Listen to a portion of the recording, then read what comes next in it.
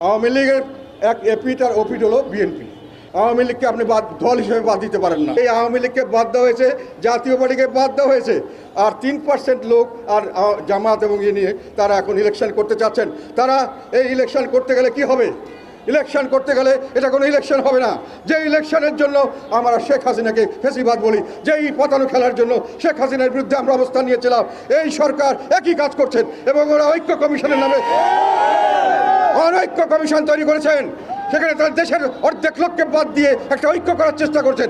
এইটা একটা আমি মনে করি বড় ধরনের ষড়যন্ত্র, এবং বাংলাদেশের মানুষ 2 মিনিট লাগবে না এইরকম পাতানো খেলার রাজনীতি, যে খেলায় আমাদের নেতা, আমাদের চিফ অ্যাডভাইজার যেটা বলেন যে আমার নিয়োগদাতা কিছু মানুষ, এবং তাদের আবার কিছু বড় জামাত ইসলাম বলে তাদের নিয়োগদাতা নাকি আবার জামাতকে তারাই নাকি এই ছাত্রদেরকে সব রকম সুযোগ সুবিধা দিয়ে রাখছে। আমাদের